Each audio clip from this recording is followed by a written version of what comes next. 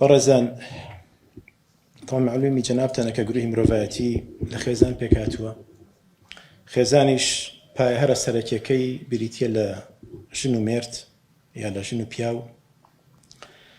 و هەر معلومی جەنابیشتانە کە تەفاوتی فکری، تەفاوتی فکر و تەفاوتی توانای فیزیکی ژن و پیاو و هەروە دید و تێڕوانەکانی ژن و پیاو جیاوازن لە یەکتری و ئەم تەفاوتانە بێتە هۆی زۆرێک لە قەیران و کێشە ئەگەر هەرێکێ لەم عنسوورانە پێگە و جێگەی خۆی وەکو پێویست نەزانێ و ئەرک و واجباتەکان تەوزیع نەکە، بە تەکید کێشە زۆر دروستە بێ و مەشاکل زۆر سەر هەڵەدەن. هەلە سەرتاوە خەڵقی ئادەم و حەوا عەلەیهیمە السەلام معلومە کە خلاف یان جیاوازی هەیە لە پێکهاتی دروستبوونیان. ئادەم عەلەیهی السەلام کە لە قوڕ دروستکراوە، قوڕیش معلومە جەنابتانە بەرگەی سەرما و گەرما و برسێتی و تیونێتی و هەموو شتێکەگرێ، لە مقابلدا حەوا عەلەیهی السەلام کە لە پەراسووی ئادەم دروستکراوە، معلومە کە ئەو تەحملی کە پیاوی کە بێشک ئافرەت ناتوانە بیکە و ئەو ئاورکە و ماندووبوونی کە ئافرەتی کە لەوانە بە پیاو نەکرێ. ئێمە لێرەین ئەمڕۆ بۆ ئەوەی کە وێنایەکی واقعی ژیانی ئەوروپا بگوازینەوە بۆ ئێوە. من بەبش بە حاڵی خۆم حەزەکەم واقعی ژیانی خێزانی موسڵمانتان بۆ بگوازمەوە کە بەریتانیا زیاتر لە 4 ملیۆن موسڵمانی تیاژی حالیان و لە ئەوروپایە کۆی گشتی موسڵمانان 30 ملیۆن موسڵمانە. لەوانەیە لە ئایندەیەکی زۆر دوور نە، ئایندەیەکی نزیکدا دیمۆگرافی ئەوروپا بە شێوەیەک بگۆڕێ کە ئومێد بکرێ ئیسلام لە ئەوروپا و لە غەربەوە بگەڕێتەوە جارێکتر. و ئەمەش زیاتر لە بەریتانیا، این واقعی ژیانی بەریتانیا ئەبینین. هەر لەسەر ڕۆشنایی واقعی ژیانی بەریتانیا ئێمە ئەم بە چاوڕوونیان ناخێنە خزمەت جەنابتان.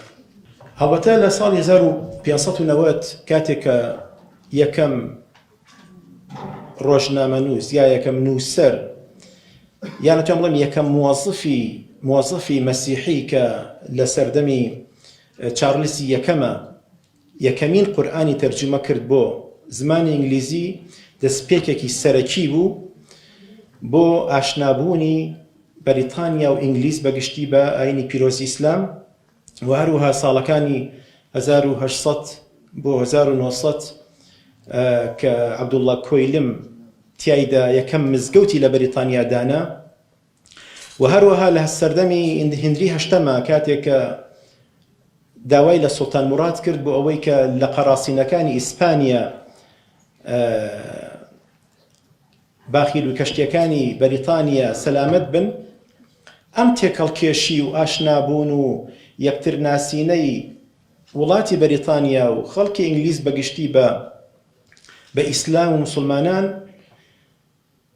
لەوانەیە بڵێن ئەم ئازادی کە ئیستا لە بەریتانیا هەیە و ئەم پێشڕەفتی کە موسڵمانان بە خۆیانەوە بینی لە بەریتانیا بەرهەمی ئەو دەست پێشخەری و هەماهەنگی و پەیوەندیە بووە کە کاتی خۆی ئینگلیزی بۆ لەگەڵ عالەمی ئیسلامیە. معلومیش کە ڕۆژەش عەرزم کردن کە ئیستیعماری ئینگلیزی فەرقی هەیە لەگەڵ هەموو ئیستیعمارەکانی ترە. حاڵی حاضر لە بەریتانیا وەکو کورتەیەکی بچووک ئینشاءالله 1700 مزگەوت هەیە، 1300 مەڵبەندی ئیسلامی هەیە. 9 شاری بەریتانیا پارێزگارەکانیان موسڵمانن. شارەکانی لەندەن و بێرمینگهام و لیدز و بلاکبێرن و شەفیلد و ئۆکسفۆرد و لوتن و ئۆڵدهام و ئۆکسفۆرد و ڕۆچەیل، ئەم 9 پارێزگایە پارێزگارەکانیان موسڵمانن. و هەموو ڕۆژێ لە دوای مەکتەبی مناڵان موسڵمانان لە سەعات 5 بۆ سەعات 7 ئێوارە مناڵەکان نێرن بۆ مەکتەب بۆ فێری قورئان بن. 250,000 قوتابی حاڵی حاضر لە مەکتەبەکانە دەرسە خوێنن.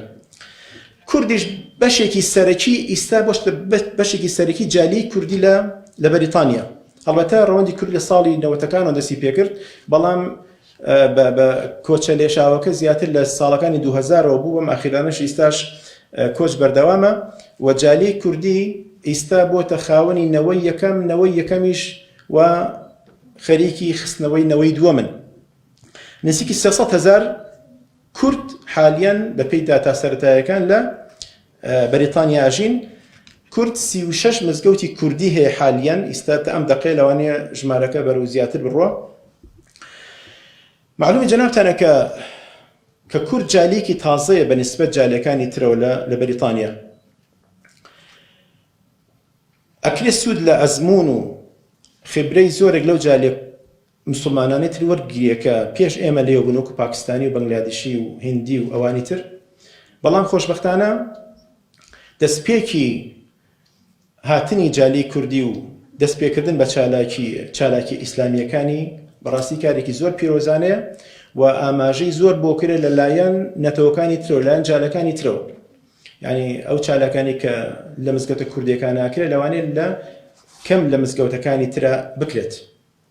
ئێستا مزگەوت بەگشتی بۆتە جێگەی ڕەوانەوەی ترس و دڵڕاوکەی لە دەستدانی مناڵ، نەک هە لەلایەن خێزانە مسلمانەکانەوە، لەلایەن ئەو خێزانانەوە کە ئەلمانین یا لەوانەیە کە زۆرێک لەوانە بێباوەڕیش بن، بۆ لەبەرەوەی کە ئەزانن مزگەوتەکان جێگەی ئارامیە، مزگەوتەکان سمبولی ڕەوشت و ئەدەب و کەلتورن.